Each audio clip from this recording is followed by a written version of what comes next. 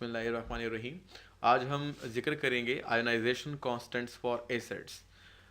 जैसा कि आपको नज़र आ रहा है कि इसको के ए से शो किया जाता है और ये डिफरेंट एसिड्स के लिए डिफरेंट होता है, इसलिए यहाँ लिखा गया है कांस्टेंट्स फॉर द एसिड्स, मतलब डिफरेंट क्वांटिटी होगी या मकदार होगी इसकी डिफरेंट एसिड्स के लिए।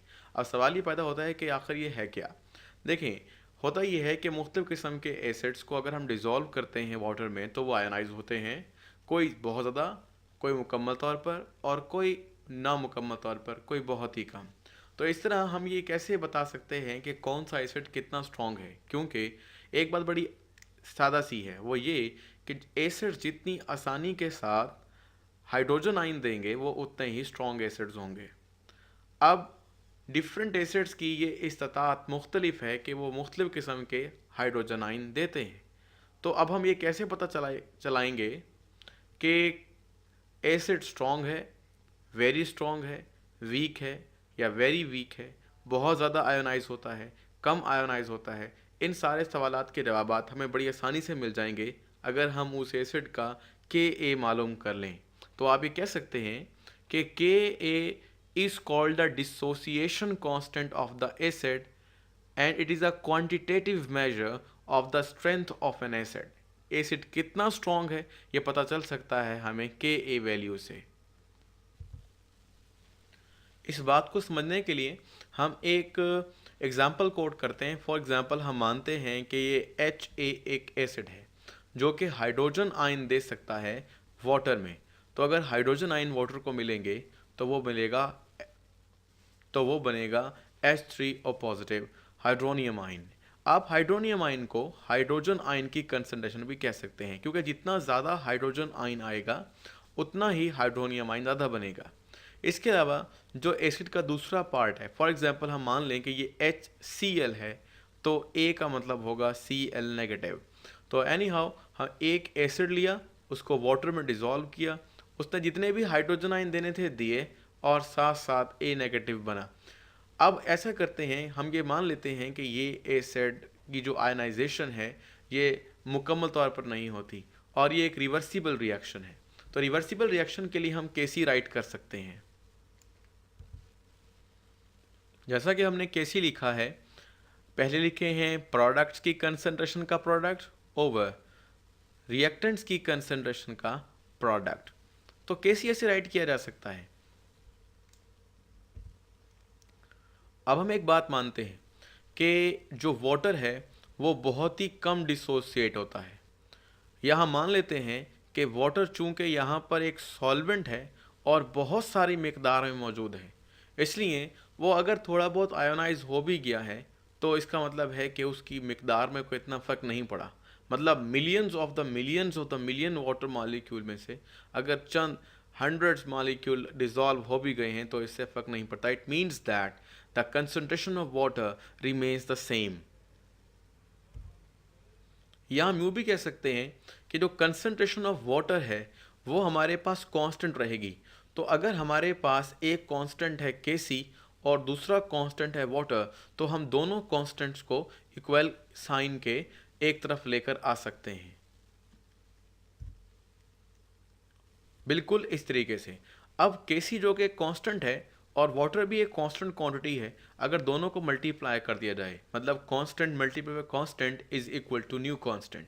तो जो यहाँ पर न्यू कांस्टेंट होगा उसको हम लिख देंगे के ए से, यानी हम ये कह देंगे कि ये एक चूंकि एसिड को डिज़ोल्व करते हुए लिखा गया है तो हम इसको के ए बोलेंगे, और अगर फॉर एग्जांपल यहाँ पर बेस होता तो उसको के बी बोलते। तो anyhow K A is equal to this ratio represents something. ये जो हमारे पास हिस्सा है ये शो कर रहा है कि हाइड्रोजन आयन कितने हैं, और ये शो कर रहा है कि HA मतलब एसिड की इनिशियल कंसंट्रेशन क्या है, वो शुरू में कितना था। और जाहिर सी बात है अगर वो शुरू में जितना भी था लेकिन कुछ हिस्सा उसका अगर आयोनाइज हो गया तो इसका मतलब ये है कि अगर मिसाल के तौर पर वो ज़्यादा आयोनाइज हो गया तो ऊपर के जो आयन से ज़्यादा मिकदार में होंगे और HA की मिकदार कम होगी, और अगर नीचे की मिकदार कम हो जाए मतलब न्यूमरेटर छोटा हो जाए तो के ए की वैल्यू बढ़ जाएगी। बिल्कुल इसी तरह से हम ये कहेंगे कि ये एसिड ज़्यादा आयोनाइज हुआ है क्योंकि इसकी वैल्यू के ए ज़्यादा है। सिमिलरली अगर हम ये कहें कि एच ए आयोनाइज नहीं हुआ तो ऊपर वाले दोनों आयन की तादाद कम होगी। अगर ये दोनों मिकदारें कम होंगी तो जाहिर सी बात है ये के ए के डायरेक्टली प्रोपोर्शनल हैं, तो के ए छोटा होगा। इसका मतलब ये है कि एच ए ज़्यादा आयोनाइज नहीं हुआ, इसलिए उसका जो आयनाइजेशन कांस्टेंट यानी के ए है वो छोटा रहेगा। तो आयनाइजेशन कांस्टेंट असल में बड़ा अहम है। तो हम इसको इस तरह से आयनाइजेशन कांस्टेंट फॉर एसिड भी कह सकते हैं। मतलब हमें ये पता लगेगा कि कितना ज़्यादा एसिड आयोनाइज होता है, वो कितना डिसोसिएट होता है। So we also called it a dissociation constant. तो दोनों बातें एक जैसी हैं। तो के ए बताता है कि एसिड कितना ज़्यादा आयोनाइज हुआ या नहीं हुआ। एनी हाउ अगर हम के ए को एक स्केल बनाकर रखें तो हम यहाँ पर ये जान सकते हैं कि मुख्तलिफ एसिड्स की स्ट्रेंथ को हम के ए से मेजर करेंगे। इसको हम यूँ देखते हैं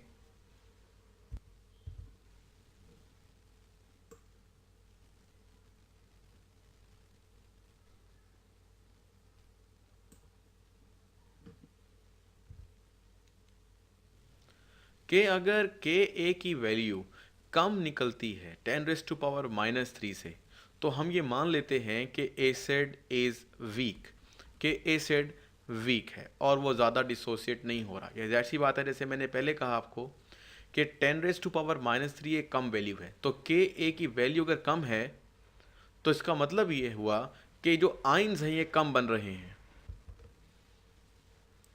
और अगर ये आइंस कम बन रहे हैं तो इनिशियल कंसंट्रेशन जो है वो ज़्यादा डिसोसिएट हो ही नहीं रही, इसलिए के की वैल्यू छोटी है।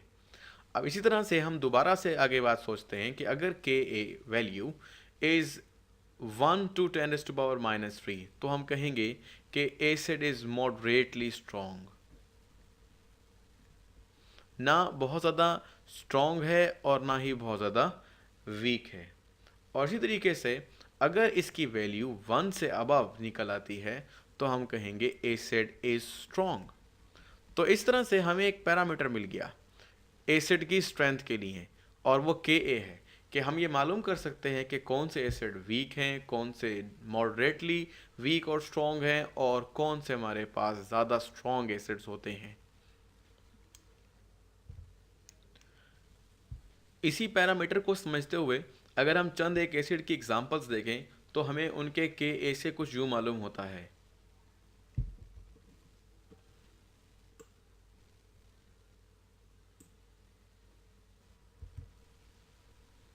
हमें देखते हैं कि हमारे पास अगर एसिड है HCl और इसको हम डिसोसिएट करते हैं हाइड्रोजन आयन और क्लोराइड आयन में, और जिसका हम के ए देखते हैं तो 10⁻+7, जो कि बहुत ही बड़ा के ए की वैल्यू है। और इस बड़ी के ए की वैल्यू की वजह से हम कहेंगे कि ये एसिड्स में वेरी स्ट्रॉन्ग एसिड है। इसी तरह एक एग्जांपल है नाइट्रिक एसिड की। अगर जिसको डिसोसिएट करें तो इसका के ए है 10⁻+3, और ये भी इसी तरह से बहुत स्ट्रॉन्ग एसिड हुआ। अब हम मिसाल लेते हैं एस्टिक एसिड की, और एस्टिक एसिड को जब आयोनाइज किया तो इक्विलिब्रियम स्टेट पर जो उसका के ए वैल्यू थी दैट वाज 1.85 × 10⁻⁻5, जो कि इंतहाई कम है 10⁻⁻5। मतलब as compare to nitric acid and hydrochloric acid, those have 10⁻+7 and 10⁻+3 Ka values. So relatively the acid which is acetic acid is weaker acid than the hydrochloric acid and nitric acid. So it is the weak acid. इसी तरह अगर हम बात करें water की, वो भी बहुत ही कम आयनाइज होता है और हाइड्रोजन आयन देता है, लेकिन इसकी के ए वैल्यू तो बहुत एक्सट्रीमली स्मॉल है, यानी 1.8 × 10⁻⁻16। इसका मतलब ये हुआ कि ये बहुत ही वीक किस्म का एसिड हो सकता है वाटर। तो ये थे different species which act as an acid and produce hydrogen ion in a water, but their Ka values are different, so we can judge them or which one is stronger and weaker.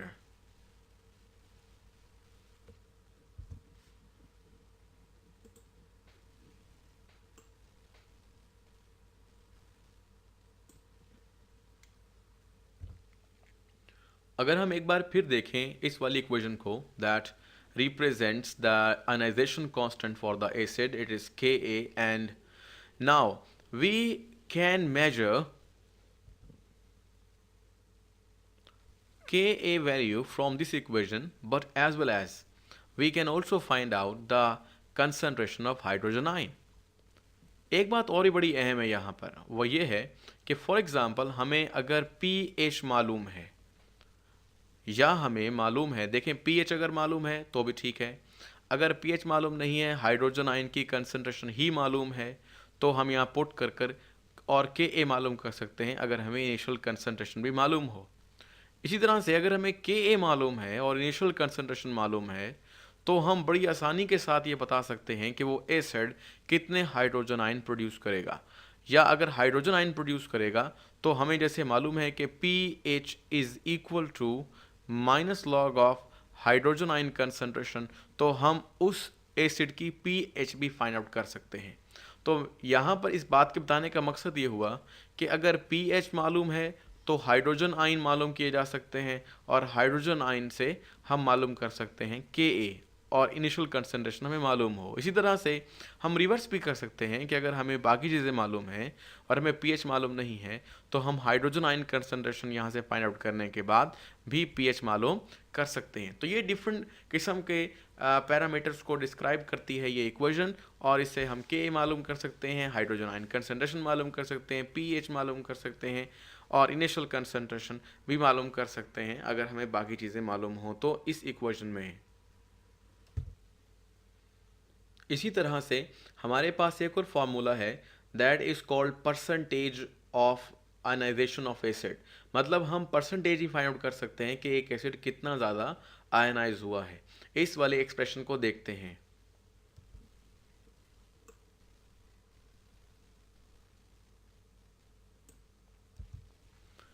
तो इसका formula है percentage ionization of an acid is equal to amount of acid ionized over the amount of acid initially available and multiply by 100। ये बिल्कुल वही formula है जो हम अपने स्कूल्स में पढ़ते हैं शुरू से ही।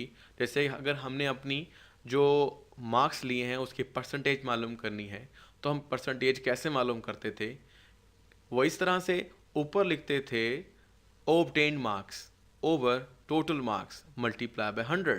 बिल्कुल इसी तरह से जो टोटल मिकदार थी एसिड की वो, और जो उसके अंदर से आयोनाइज हो गई, मतलब उसमें से जो हमने नंबर हासिल किए टोटल में से वो ऊपर लिख दिए, और मल्टीप्लाई बाय 100। तो इस तरह से हम परसेंटेज मालूम कर सकते हैं किसी एसिड की कि वो कितना परसेंट आयोनाइज होता है। अगर हम इस फार्मूला को देखें तो एस्टिक एसिड के लिए हमने चंद एक यहाँ पर डाटा के तौर पर वैल्यूज़ ली हैं। फॉर एग्जाम्पल हम देख रहे हैं कि molarities 0.1, 0.5, 0.01, molarity is decreasing, the percentage ionization is increasing. यानी ये हम बात उस एसिड के लिए करेंगे जो वेरी वीक एसिड होगा, क्योंकि वो वैसे आयोनाइज बहुत कम होता है। तो जितना उसमें पानी की मिकदार बढ़ती जाएगी, मतलब उसकी मोलैरिटी घटती जाएगी, तो पानी की मिकदार के बढ़ने या आप कह लीजिए डाइल्यूट हो जाने की वजह से उसकी जो परसेंटेज आयनाइजेशन है वो ज़्यादा से ज़्यादा होने लग जाएगी। और इस तरह से हम मुख्तलिफ किस्म की कंसनट्रेशन ऑफ हाइड्रोजन आइन और एसिटिक एसिड की कंसनट्रेशन भी देख सकते हैं। लेकिन तीसरी चीज़ जो हमने यहाँ पर नोट करनी है वो है Ka वैल्यू। अगर हम Ka वैल्यू को देखें तो दैट इज़ 1.79 × 10⁻⁵ और 1.82 × 10⁻⁵, 1.81 × 10⁻⁵. It means that all these values almost the same. So the Ka is a constant quantity। तो constant quantity constant ही रहेगी, लेकिन जितने यानी आप जितनी भी डाइल्यूशंस कर लें, तो मोलैरिटी के चेंज हो जाने से परसेंटेज ऑफ आयनाइज्ड एसिड्स तब्दील हो जाते हैं, और इसी तरह से Ka की वैल्यू जो है वो कांस्टेंट रहती है। तो ये एक और भी चीज़ है जिसके ज़रिए से हम मालूम कर सकते हैं कि कोई एसिड कितना ज़्यादा आयोनाइज हो सकता है और कब हो सकता है।